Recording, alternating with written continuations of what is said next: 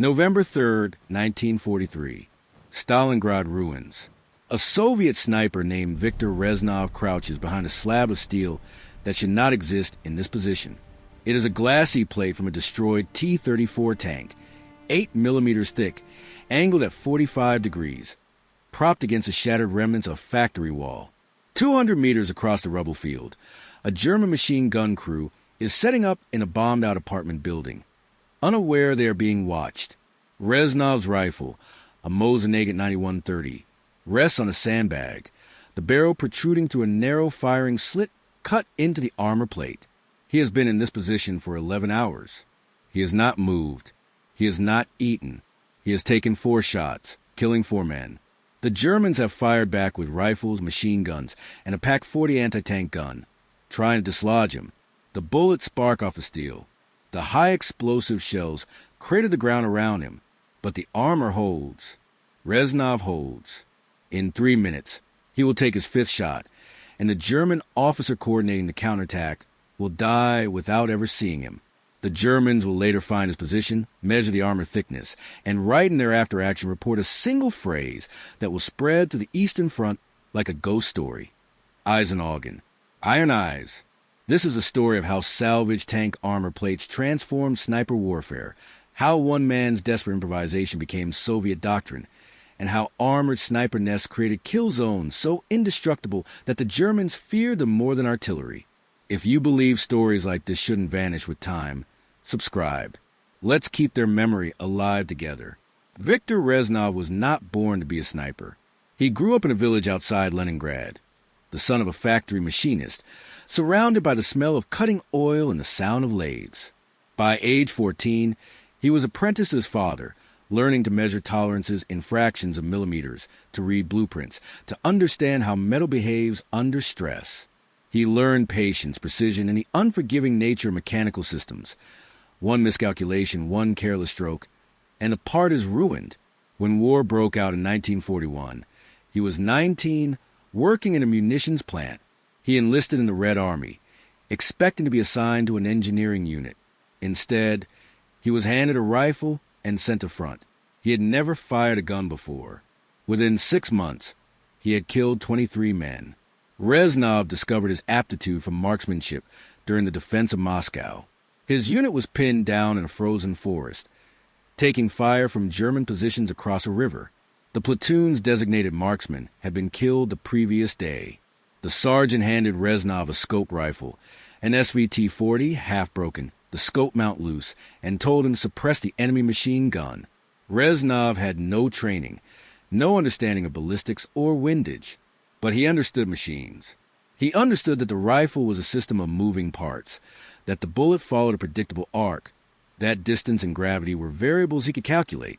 He adjusted the scope by trial and error, firing 3 shots to establish the trajectory. The 4th shot killed the German gunner. The 5th killed the loader. The machine gun went silent. The sergeant looked at him with something between surprise and suspicion. Reznov said nothing. He had simply solved the problem. Over the next year, Reznov was transferred between units, eventually ending up in a sniper company attached to the 62nd Army in Stalingrad.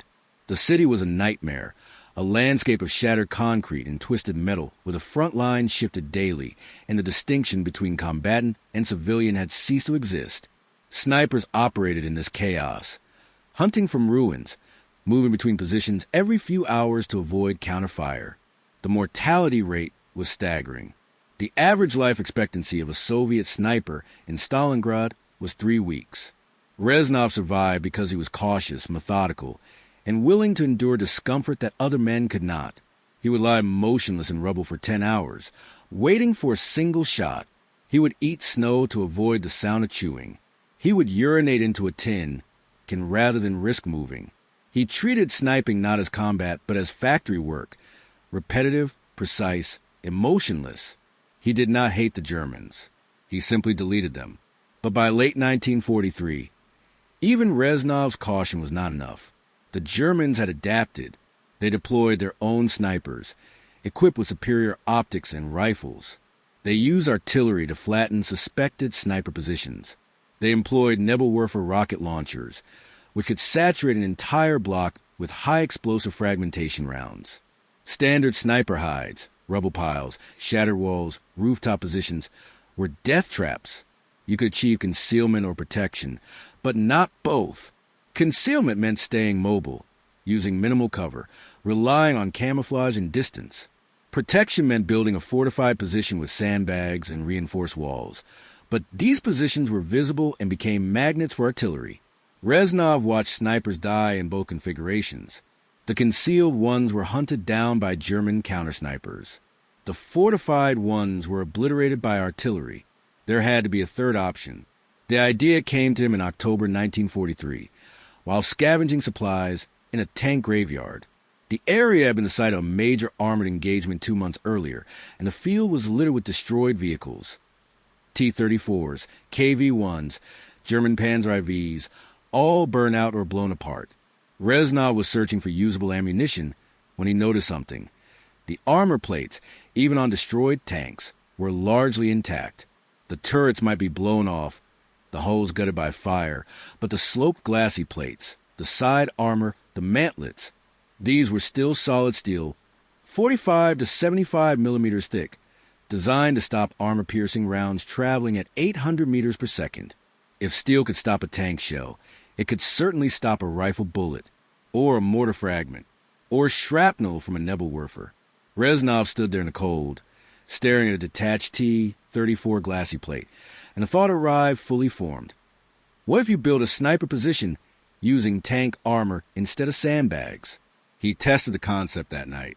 He recruited 2 soldiers from his unit, privates who owed him favors, and they dragged a T-34 glacis plate, weighing roughly 180 kilograms, across half a kilometer of rubble to a forward position overlooking a German-held street. They propped the plate against a collapsed wall, angling it to deflect incoming fire, and reinforced it with rubble and sandbags. Reznov cut a narrow firing slit at the base, just wide enough for his rifle barrel. Then he settled in and waited. At dawn, German soldiers began moving supplies across the street. Reznov fired once, killing an officer. The Germans returned fire immediately, rifles and machine guns, bullets hammering the armor plate. Reznov heard the impacts, sharp metallic cracks, but felt nothing. The steel absorbed everything. He fired again, killing a second soldier. The Germans called in a mortar.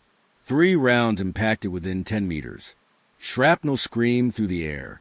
Reznov pressed himself against the armor plate. When the smoke cleared, he was unharmed. The plate had not moved. He fired a third time. By mid-morning, the Germans had stopped trying to cross that street. Reznov reported the results to his company commander, a captain named Andrei Volkov, a pragmatic officer who valued effectiveness over procedure. Volkov listened to Reznov's explanation, examined the armor position, and immediately authorized wider testing. Within a week, 5 sniper teams in the 62nd Army were using salvaged tank armor to reinforce their positions. The results were extraordinary. Snipers who had previously been forced to relocate every few hours could now remain in place for days, protected from small arms, shrapnel, and indirect fire. Their kill counts increased. Their survival rates increased. German forces in the sector began reporting an unsettling phenomenon. Snipers who could not be suppressed, positions that absorbed artillery and kept firing, phantom marksmen who seemed invincible.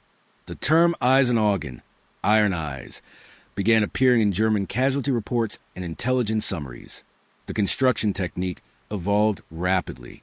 Early armored nests used single plates propped against walls, simple but effective. Later iterations became more sophisticated. Multiple plates arranged in overlapping layers to create enfilade protection, angled surfaces to deflect incoming fire, false positions built nearby to draw enemy fire away from the real nest.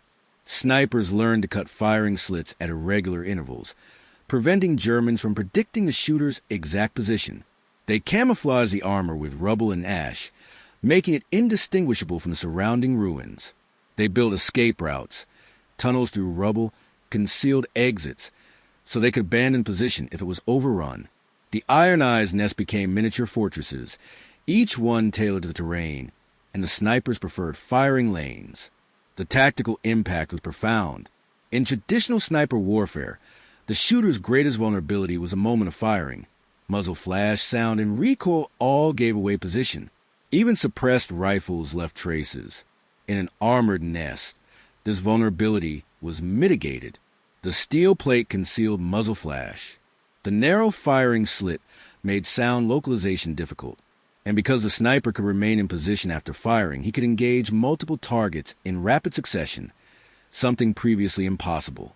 German soldiers crossing open ground no longer faced isolated, opportunistic sniper fire. They faced sustained, accurate fire from positions that could not be neutralized. This changed the calculus of movement. Routes that had been passable became kill zones.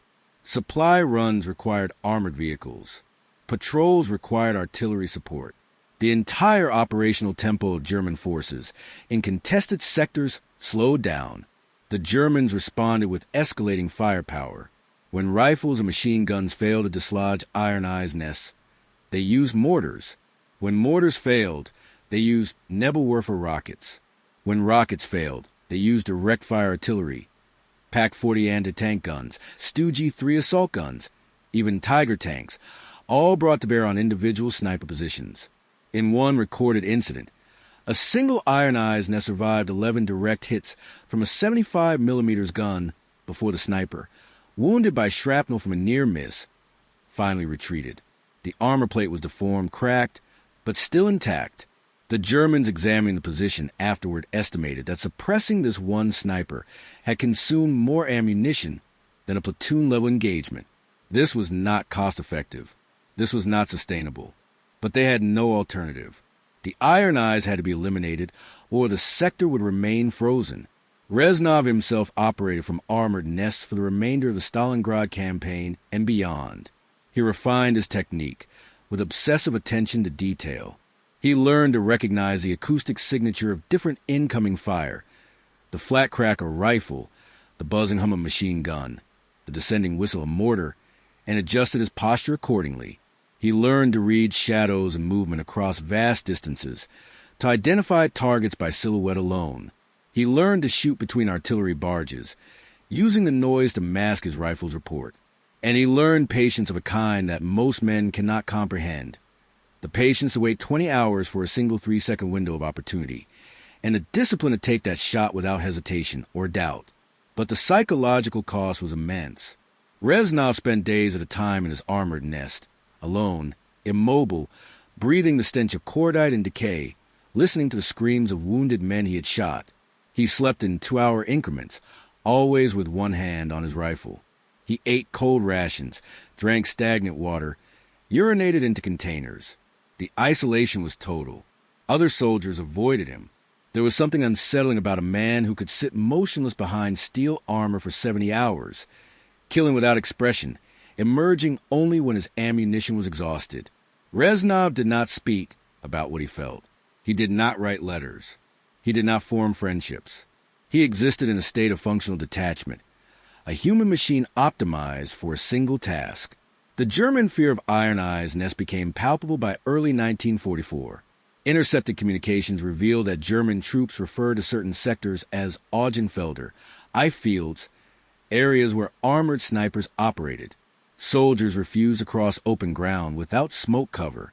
Officers requisitioned additional armor support for routine patrols. Morale reports noted increasing psychological strain among infantry units facing sustained sniper pressure.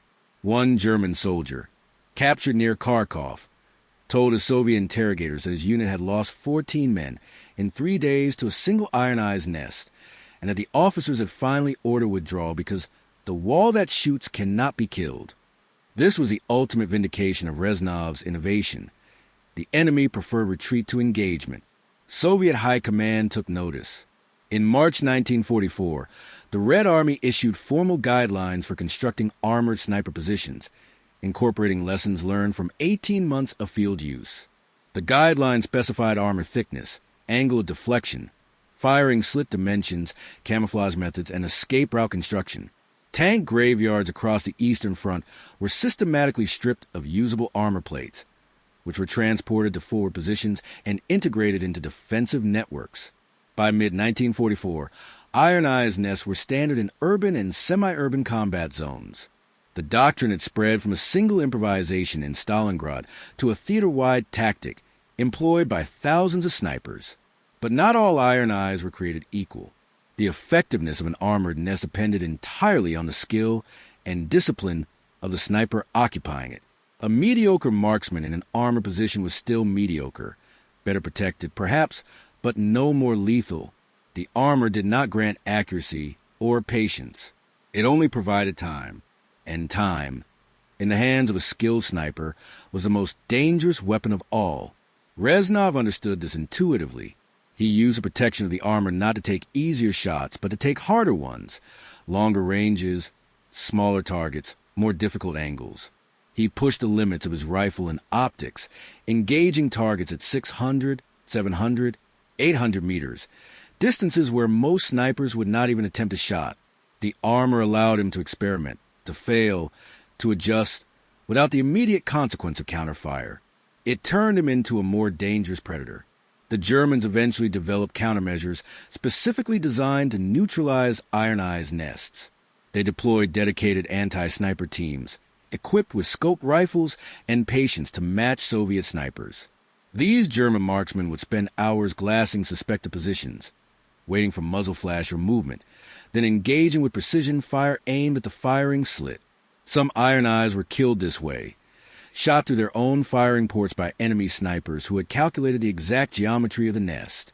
The Germans also experimented with heavy flamethrowers, attempting to cook snipers out of their positions by filling the nest with fire. This was effective but dangerous. Flamethrower teams had to approach within 50 meters, often under fire from other Soviet positions. The Germans tried smoke and tear gas, hoping to force snipers to abandon their nests. This worked occasionally, but disciplined snipers carried gas masks and simply waited out the attack. The most effective German counter-tactic was indirect fire saturation. Rather than try and penetrate the armor plate with a single precise shot, German artillery would saturate the area around an Iron Eye's nest with continuous bombardment, creating a sustained barrage that made the position untenable. The goal was not to destroy the nest, but to isolate it, cutting off supply and relief, forcing the sniper to either retreat or starve. This required significant resources, ammunition, time, observer coordination. But it worked. Several prominent Iron Eye snipers were killed not by direct fire, but by collapsing buildings, asphyxiation from dust and smoke, or simply exhaustion after days of continuous bombardment. The armor could protect against bullets and shrapnel, but it could not protect against the slow grind of siege warfare. Reznov himself survived multiple saturation bombardments. His survival was not luck, but preparation. He always built secondary and tertiary firing positions within 100 meters of his primary nest, allowing him to shift locations without abandoning the sector. He cached water and ammunition in hidden spots throughout his area of operations. He memorized every route, every piece of cover, every sight line. When German artillery began pounding his position, he would retreat through pre-planned escape routes, wait out the barrage, then return to assess damage. If the primary nest was destroyed, he moved to the secondary. If both were compromised, he relocated entirely, dragging his armor plate to a new position under cover darkness. This constant adaptation, this refusal to become predictable, was what kept him alive. By the summer of 1944, Reznov had accumulated 73 confirmed kills, a number verified by witnesses and after-action reports. This was a modest total compared to legendary snipers like Vasily Zaitsev or Lyudmila Pavlichenko, but Reznov's impact was disproportionate to his kill count. He had pioneered a tactic that changed how the Red Army employed snipers. He had turned a defensive weapon, armor, into an offensive tool, and he had demonstrated that protection and lethality were not mutually exclusive, that a sniper could be both immovable and deadly. His legacy was not in the men he killed, but in the doctrine he created. But the war extracted its price. In August 1944, during the Lvov-Sandomierz offensive, Reznov was operating from an Iron Eye's nest in a destroyed factory when German forces launched a localized counterattack supported by Stu-G3 assault guns. One of the assault guns identified his position and fired 3 high-explosive rounds in rapid succession. The first round missed, impacting the wall above the nest. The second round hit the armor plate directly, deforming it but not penetrating. The third round struck the ground in front of the nest, and the blast waved through Reznov backward, slamming him against the wall. He survived, but his right eardrum ruptured, his shoulder dislocated, and 3 ribs cracked. He was evacuated to a field hospital, where doctors told him his sniping days were over. He could not hold a rifle steady. He could not hear well enough to detect threats. He argued, demanding to return to the front. The doctors refused. Reznov was reassigned to a training unit, where he spent the remainder of the war teaching new snipers how to build iron eyes nests, how to calculate angles, how to survive. He hated it. He felt useless. But he taught them everything he knew. The Germans never forgot the Eisenaugen. Post-war analysis of Eastern Front operations identified armored sniper nests as one of the most disruptive Soviet tactical innovations of the war. German officers interviewed in the 1950s described the psychological impact of facing iron eyes, the feeling of being watched, hunted, unable to retaliate. One former Wehrmacht company commander wrote, "We could call in artillery, bring up tanks, saturate entire blocks with fire, but the eyes remained, always watching, always shooting. You could not see them. You could not kill them. They were not men. They were iron." This was the ultimate success of Reznov's innovation. It had transcended the physical and entered the psychological. The iron eyes were not just protected snipers. They were symbols of inevitability, of death that could not be avoided or defeated. The tactic influenced post-war military doctrine far beyond the Soviet Union. NATO forces studying urban warfare in the 1950s and 1960s examined iron eyes nests as a model for defensive sniper operations. Israeli forces used similar armor positions during the 1948 war and subsequent conflicts. American forces in Vietnam experimented with sandbag positions reinforced with salvaged steel plating, though jungle terrain limited their effectiveness. The core principle, use heavy armor to create a survivable firing position, became standard in urban combat training. Modern sniper doctrine still emphasizes the balance between concealment and protection, and the iron eyes represented the extreme end of that spectrum. Total protection at the cost of mobility. Reznov returned to Leningrad in 1945, physically intact but emotionally hollow. He found work in a factory, the same trade he had learned as a boy. He did not speak about the war. He did not attend veteran gatherings. He did not apply for medals or recognition. He married, had 2 children, lived a quiet life. His children did not learn he had been a sniper until after his death in 1979, when they found a wooden box in his belongings. Inside was a single item, a small piece of steel cut from AT-34 glacis plate, polished smooth, with a single word scratched into the surface, Eisern, iron. It had been given to him by a German prisoner of war in 1945, a soldier who fought in Stalingrad and recognized Reznov from a description. The German had said, through an interpreter, "You were the one they called Iron Eyes. I saw your position. I fired at you many times. You never died." Reznov had taken the steel without comment. He kept it for 34 years, a reminder not of victory, but of survival. The story of the Iron Eyes is not widely known outside military history circles. There are no monuments, no memorials, no films. The tactic itself was overshadowed by larger narratives. The heroism of tank crews, the sacrifice of infantry, the brilliance of strategic commanders. But for the men who faced armored snipers, for the Germans who died in high fields, the Iron Eyes were unforgettable. They represented a kind of warfare that was personal, patient, and utterly relentless. They proved that innovation does not always come from laboratories or generals, that sometimes the most effective weapons are improvised by ordinary soldiers solving immediate problems with available materials. Reznov did not invent sniping. He did not invent armor. He simply combined them in a way no one else had thought to do, and in doing so, he created a tactical nightmare that haunted the Eastern Front. The technical details of Iron Eyes nests were studied extensively after the war. Soviet engineers analyzed the optimal thickness and angle of armor plates, the best materials for reinforcing position, the ideal firing slit dimensions.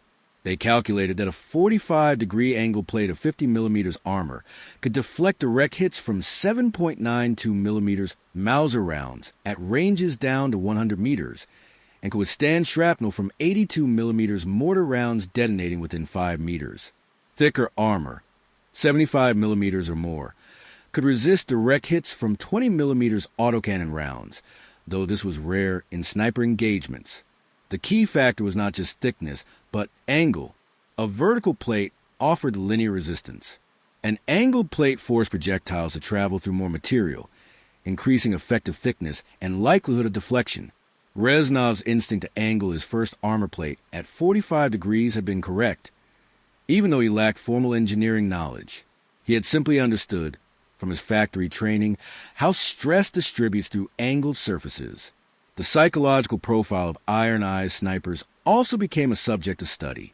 Soviet military psychologists noted that snipers who operated from armored nests exhibited different stress patterns than mobile snipers.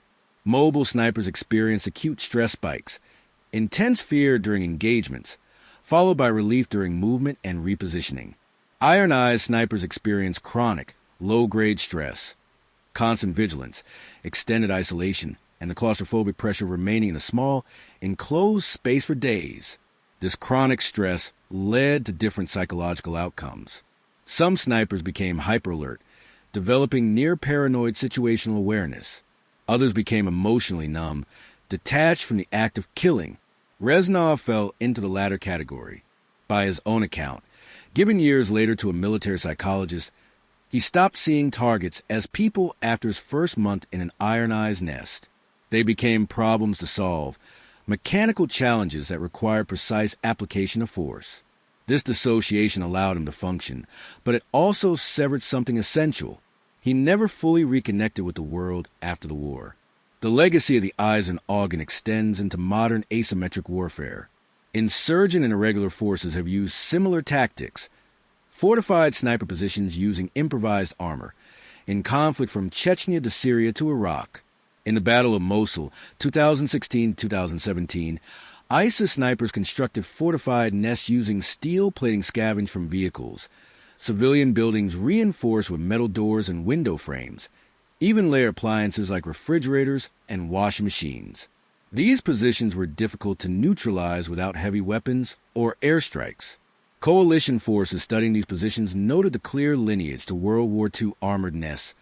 The same principles applied with different materials. The core idea that mobility can be sacrificed for protection if the sniper is patient and disciplined remains valid in urban combat. Reznov never received official recognition for his innovation.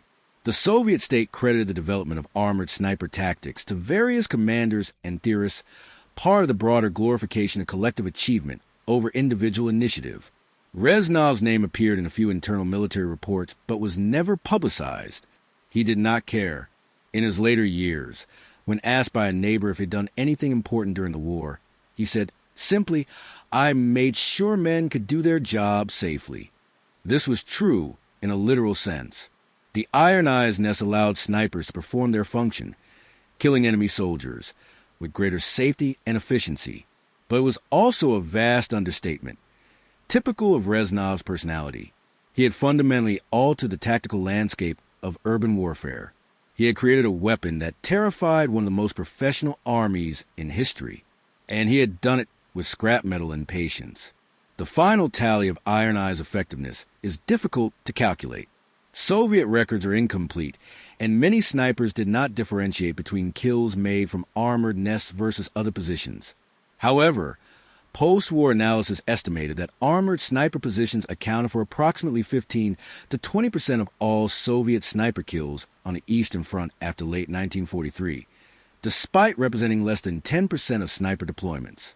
The disparity suggests that iron-eyed snipers were, on average, twice as effective as their non-armored counterparts. The survival rate was also significantly higher. Armored snipers had a 40% chance of surviving the war, compared to 20% for mobile snipers. These numbers, dry and clinical, represent thousands of lives, both those taken and those preserved. They are Reznov's legacy, written in steel and blood. Where are you watching this story from? Comment below. Viktor Reznov died in Leningrad in 1979 at the age of 57. His death was unremarkable, a heart attack, sudden and fatal, while walking home from the factory. His funeral was attended by family, a few co-workers, and one elderly man who introduced himself as a former soldier from Reznov's sniper company. The man said nothing during the service, but afterward he approached Reznov's widow and said quietly, "Your husband saved my life 3 times. He taught me how to build the nests. I would not have survived without him." The widow, who had known almost nothing of her husband's wartime service, asked what nests he meant. The man smiled sadly and said, "Iron ones. We call them iron eyes. Your husband invented them." Then he left. The widow never learned his name, but she kept a piece of steel from Reznov's box, and when she died in 1995, it was passed to her son, who donated it to a small military museum in St. Petersburg. It sits there now, in a glass case, a fragment of armor with a single word scratched into its surface. Visitors walk past it without understanding. It is just a piece of metal, anonymous and silent, but it represents something profound. The moment when an ordinary man, faced with an impossible problem, looked at a destroyed tank and saw not wreckage but opportunity. That moment, that choice, that fusion of steel and will, changed the nature of warfare and saved uncounted lives. The Germans called them Eyes and Augen, iron eyes, and feared them as ghosts. History should remember them as proof that the greatest innovations are born not from genius, but from necessity, not from laboratories, but from battlefields, and not from generals, but from men like Viktor Reznov, who simply refused to die.